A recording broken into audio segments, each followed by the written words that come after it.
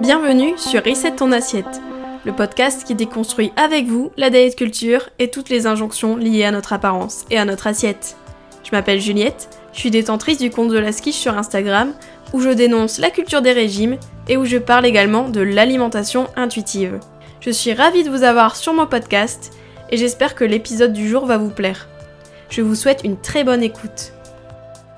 Bonjour à tous, bienvenue dans ce nouvel épisode de Reset ton assiette. Aujourd'hui, nous allons parler des TCA, donc des troubles du comportement alimentaire, que j'ai souvent évoqués à plusieurs reprises dans de nombreux épisodes. Et j'aimerais en fait qu'on se pose cette question, avons-nous tous des TCA ? Pourquoi cette question ? En fait, j'ai réalisé récemment que quand je parlais avec des amis, des proches, enfin souvent des femmes, tout ou presque ont eu plus ou moins une alimentation troublée ou un rapport à l'alimentation qui n'était pas serein sur une période de temps, donc soit qui est révolue ou même qui est en cours. En fait, on sent qu'il y a beaucoup de femmes qui ont eu un rapport ou qui ont un rapport pas très serein à la nourriture et qui ont eu des périodes quand même qui s'apparentent à des TCA ou du moins à un stade d'alimentation troublée. À chaque fois, je suis étonnée quand une personne proche me confie ça et en même temps, je ne le suis pas. Car je me dis, c'est tellement banal, en fait, entre guillemets, et c'est dommage.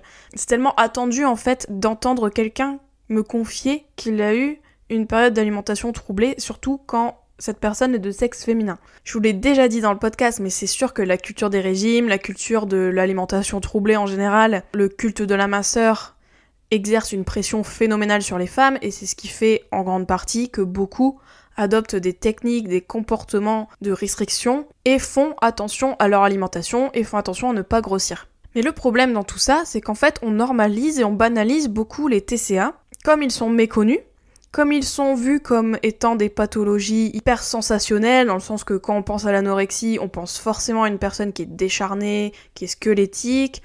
Quand on pense à quelqu'un qui est boulimique, on s'imagine quelqu'un qui dévalise son frigo tous les jours ou toutes les nuits, etc. En fait, on a beaucoup de clichés sur les TCA qui font qu'en fait, il y a beaucoup de gens, je pense, qui, du coup, fort de ces clichés, ne se comptent pas dedans, en disant « Non, mais moi, j'ai pas des TCA, moi, j'ai rien, j'ai juste... c'est un non-sujet, quoi, mon rapport à l'alimentation, même si pourtant, ça les fait souffrir, en fait. On prend pas au sérieux leur souffrance, et elles-mêmes ne se prennent pas au sérieux. Elles ne prennent pas au sérieux leur propre souffrance. Donc on va parler des différents troubles du comportement alimentaire, je vais essayer de donner un peu une définition, un peu creuser comment diagnostiquer aussi ces TCA, de voir aussi le cas et si je ne rentre pas dans ces cases, est-ce que je suis concernée, est-ce que j'ai un TCA, est-ce que j'ai une alimentation troublée, et enfin je vais revenir un peu sur ce côté que la société normalise les TCA et je vais un peu expliquer plus en détail ce que je veux dire par là.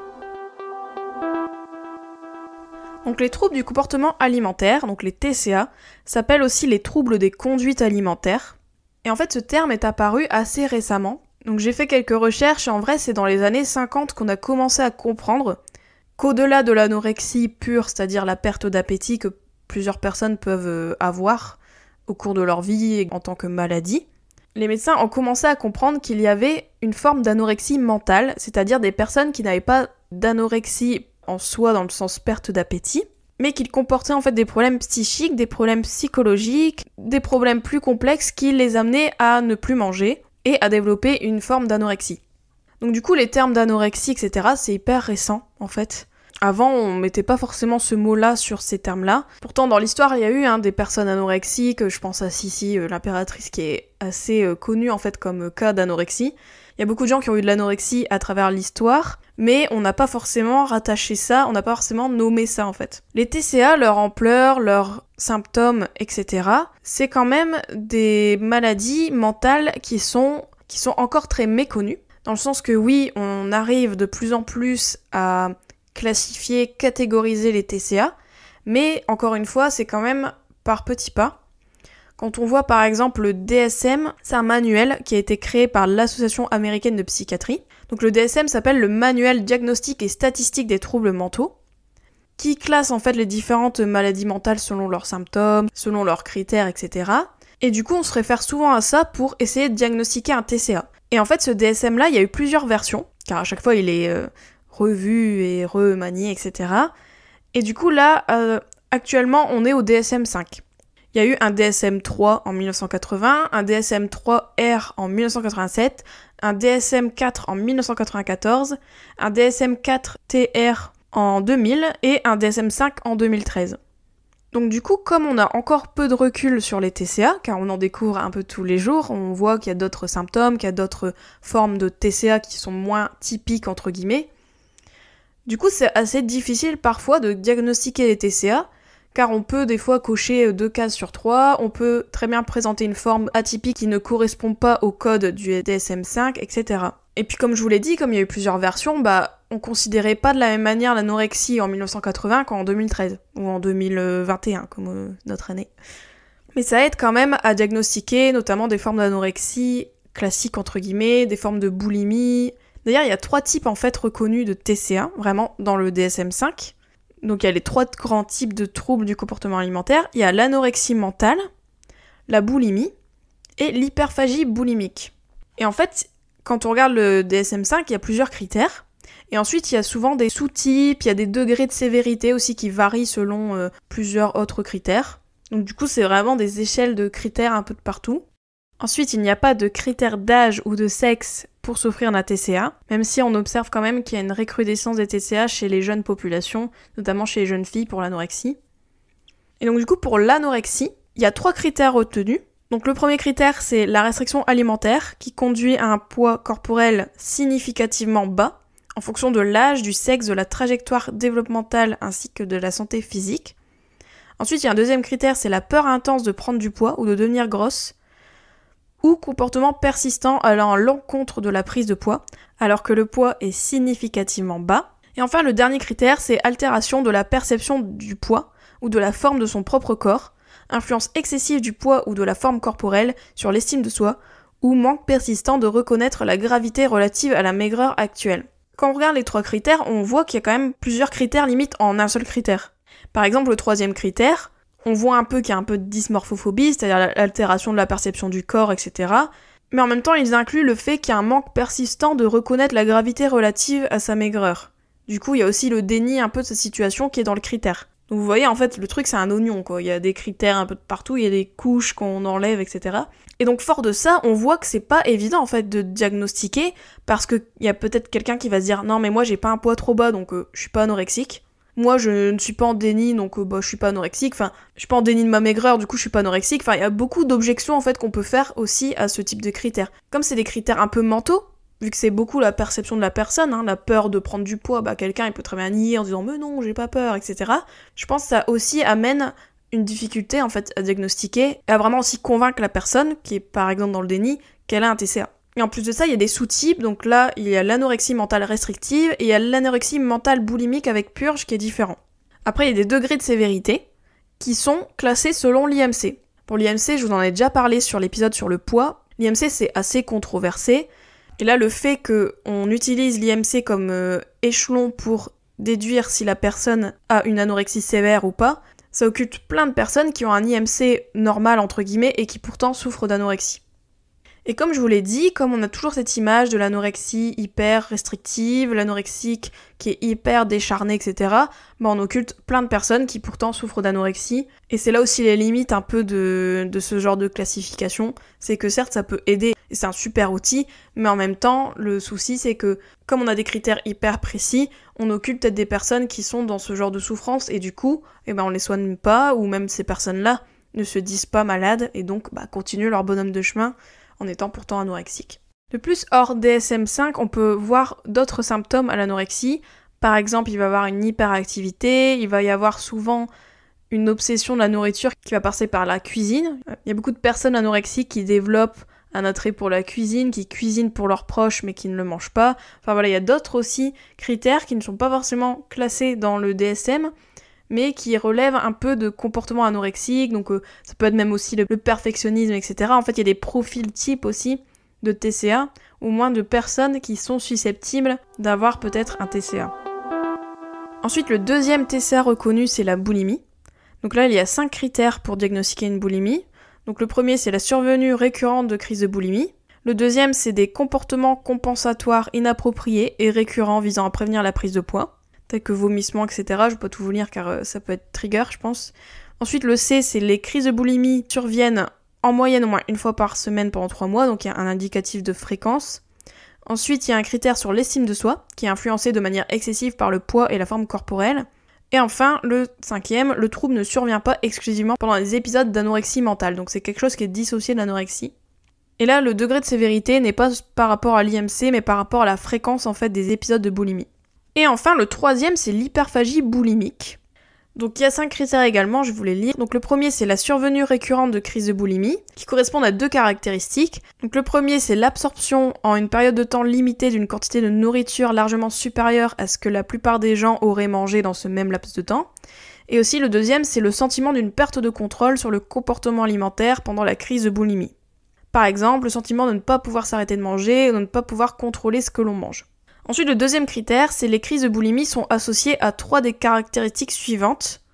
Donc manger beaucoup plus rapidement que la normale, manger jusqu'à éprouver une sensation pénible de distension abdominale, manger de grandes quantités de nourriture en l'absence d'une sensation physique de faim, manger seul parce qu'on est gêné de la quantité de nourriture que l'on absorbe, et enfin se sentir dégoûté de soi-même, déprimé ou coupable après avoir trop mangé. Ensuite, le troisième critère, c'est le comportement boulimique est source d'une souffrance marquée. 4e, le comportement boulimique survient en moyenne au moins une fois par semaine sur une période de 3 mois, donc on retrouve la fréquence. Et enfin, le comportement boulimique n'est pas associé au recours régulier à des comportements compensatoires. Et là, pareil, le degré de sévérité, c'est le nombre de crises de boulimie par semaine. Donc ça, c'est les 3 types de TCA reconnus.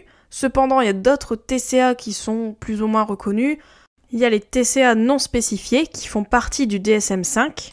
Ensuite, il y a tout ce qui est les autres TCA qui ont récemment été découverts, entre guillemets, mais qui ne bénéficient pas encore d'une classification ou pas vraiment, donc c'est moins formel. Donc il y a l'orthorexie, je vous l'avais expliqué, c'est l'obsession de manger sain, et ça c'est hyper récent. Et ça, on peut le diagnostiquer avec l'échelle de Bratman, que j'avais évoqué dans l'épisode sur la santé, donc je vous invite à écouter cet épisode. Ensuite, il y a la bigorexie, donc c'est l'addiction au sport. Il y a aussi d'autres TCA comme l'alcorexie, donc c'est les personnes qui vont se restreindre pour boire en fait de l'alcool. Disons que c'est une sorte de restriction qui est compensatoire pour limiter la prise de poids liée aux calories de l'alcool. Après, il y a aussi d'autres TCA comme la momirexie qu'on a récemment aussi évoqué avec des stars comme Victoria Beckham, etc. qui en fait, pour ne pas prendre trop de poids pendant la grossesse, se restreignaient et du coup c'est une sorte aussi de TCA. Enfin, il y a beaucoup de formes de TCA en fait, qui sont moins officielles mais qui le restent quand même. Ensuite, il y a d'autres troubles qui gravitent autour des TCA. Donc il y a le méricisme, c'est la régurgitation des aliments. Il y a d'autres troubles qui appartiennent en fait au spectre des TCA dans le sens que ce sont quand même des troubles du comportement alimentaire car c'est des pratiques qui sont pas normales entre guillemets selon la vision qu'on a d'un comportement alimentaire normal. Et en fait, les TCA, ça peut se mixer, c'est-à-dire que par exemple, vous pouvez très bien connaître une période d'anorexie et ensuite de boulimie, c'est souvent observé d'ailleurs, qu'il y a beaucoup de gens qui étaient dans l'anorexie et qui tombent dans la boulimie. On peut aussi connaître plusieurs périodes dans sa vie, c'est-à-dire qu'on peut avoir une période d'anorexie à X âge et plus tard avoir une période de boulimie. Enfin, on peut en avoir plusieurs en une et en plus on peut en avoir plusieurs peut-être dans sa vie ou dans son parcours de maladie en fait, tout simplement. Donc comme les TCA restent encore des troubles mentaux qui sont toujours en cours d'évaluation, en cours de classification, etc. La prise en charge relève du même acabit, c'est-à-dire qu'en fait, il n'y a pas une prise en charge unique pour quelqu'un qui a une anorexie, quelqu'un qui a une boulimie, etc. Il y a beaucoup de formes en fait de prise en charge. Il y a une prise en charge qui est plutôt en hôpital pour peut-être une anorexie plus sévère, ou des personnes qui vont voir un psy ou une diète ou plusieurs à la fois, etc. Mais en tout cas, ce qu'on retient, c'est que souvent, pour traiter un TCA, une prise en charge pluridisciplinaire est souvent nécessaire parce que, d'ailleurs on le voit dans la classification, il y a des choses qui relèvent du psy, il y a des choses qui relèvent du comportement alimentaire plus stricto sensu, il y a des choses à travailler qui relèvent en fait un peu de plusieurs sphères à la fois. Et comme on est des individus aussi complexes, il n'y a pas une prise en charge qui serait bénéfique pour tout le monde. Et en plus, il faut garder à l'esprit que chaque TCA varie d'une personne à une autre. Les degrés de sévérité ne sont pas les mêmes, les critères et leur intensité ne sont pas les mêmes, etc. Et pour ce qui est de l'alimentation intuitive, il y a eu des études qui ont prouvé que l'alimentation intuitive pouvait aider à la guérison de TCA.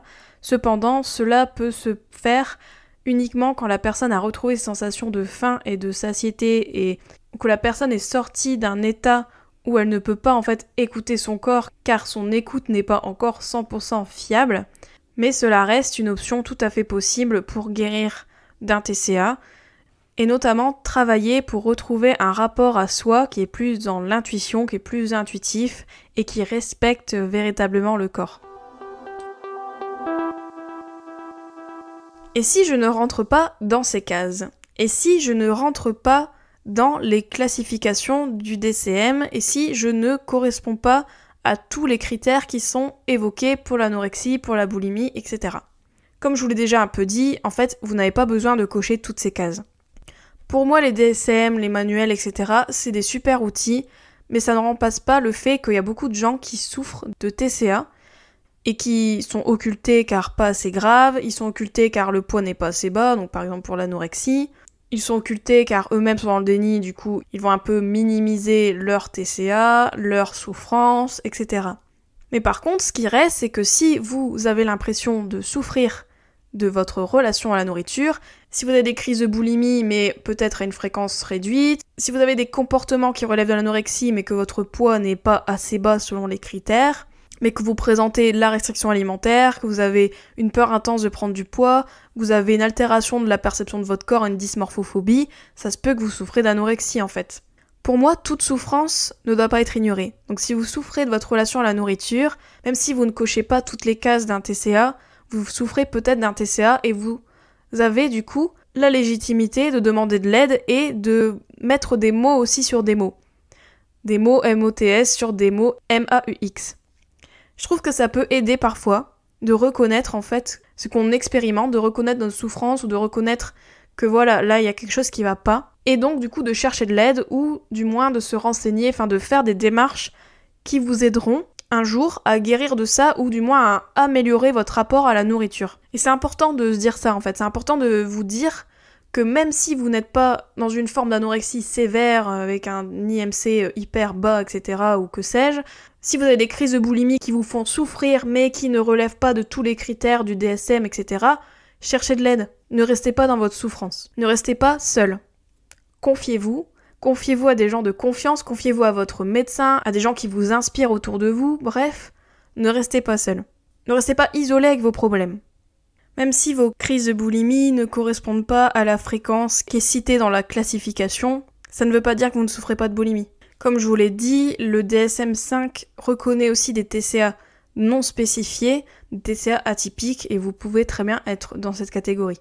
Enfin bref, pour moi, pas besoin de cocher toutes les cases pour souffrir d'une relation troublée à la nourriture et demander de l'aide. Selon les chiffres officiels, les personnes souffrant de TCA représenteraient 10% de la population, si on compte l'anorexie, la boulimie, etc.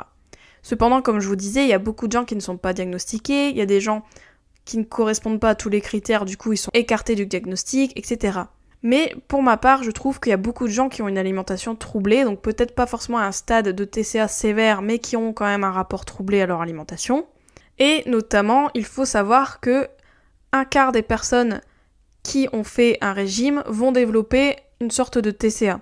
Et pour moi, le 1/4 est quand même sous-estimé, car comme je vous disais, il y a beaucoup de gens qui ne rentrent pas dans les cases, il y a beaucoup de gens qui n'en parlent pas, etc. Et du coup, ils ne sont pas dans les chiffres. Et je pense que même si, admettons, vous-même, vous avez souffert de votre relation à la nourriture, je pense que vous l'avez pas forcément déclaré, il n'y a pas des personnes qui ont enquêté à votre sujet ou qui vous ont recensé dans une étude quelconque. Du coup, je pense qu'il y a beaucoup de gens qui passent dans les mailles du filet. Et honnêtement, je ne sais pas si ça vous a fait le même effet quand j'ai énoncé les classifications des TCA. Quand on regarde l'anorexie, par exemple, donc qui est la restriction alimentaire, qui conduit à un poids corporel bas, mais si on occulte ça, on retient la restriction alimentaire, la peur intense de prendre du poids, l'altération de la perception de son corps, la dysmorphophobie, etc. Franchement, on est d'accord, il y a beaucoup de gens qui présentent ce genre de troubles. Il y a beaucoup de gens qui se restreignent parce qu'ils font des régimes, qui ont une peur intense de prendre du poids, et qui ont une altération de la perception de leur corps et se retrouvent avec une estime basse d'eux-mêmes. Avec l'influence excessive du poids ou de la forme corporelle sur l'estime de soi. C'est typiquement quelqu'un qui est au régime. Donc est-ce que toutes les personnes qui sont au régime ont une forme d'anorexie ? Moi je dirais plus ou moins. Quand on regarde les critères, si franchement on occulte le critère poids, Il y a beaucoup de gens qui présentent des troubles de leur alimentation. Pareil pour la boulimie. Je pense qu'il y a beaucoup de gens qui sont au régime, qui développent des compulsions, des crises de boulimie, qu'on trouve limite normales entre guillemets, c'est la gourmandise, on craque, on normalise les lâchages, mais au final qui ressemblent quand même à des crises de boulimie.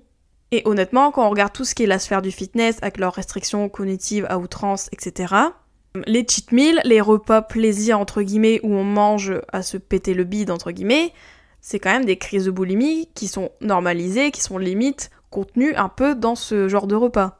Et on est d'accord aussi que se restreindre, se contrôler, bannir des aliments, se sentir coupable après avoir trop mangé, qui est un des critères d'ailleurs de l'hyperphagie boulimique, ça c'est des choses qu'on retrouve aisément dans des régimes, mais aussi dans une relation troublée à la nourriture.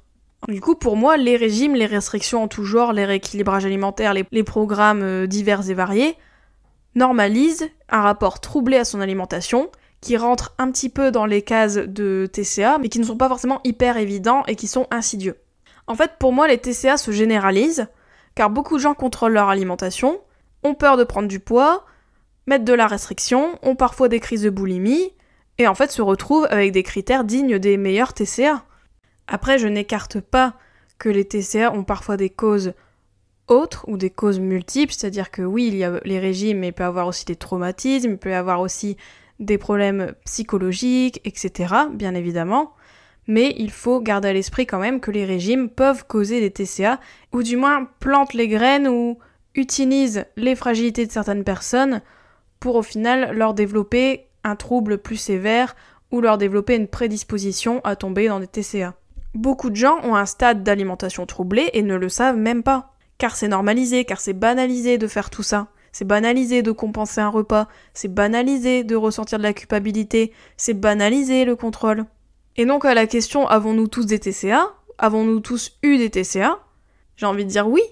En fait, je peux pas dire non. Et du coup, quand on regarde les chiffres, pour moi les chiffres sont largement sous-estimés et ne correspondent pas à la réalité. Et je pense qu'il y a beaucoup de gens aussi qui sont dans le contrôle d'une autre manière, c'est-à-dire avec des régimes vegan, végétariens, etc., je pense qu'il y a beaucoup de gens qui cachent une peur de grossir, une peur de perte de contrôle derrière ce genre aussi d'alimentation.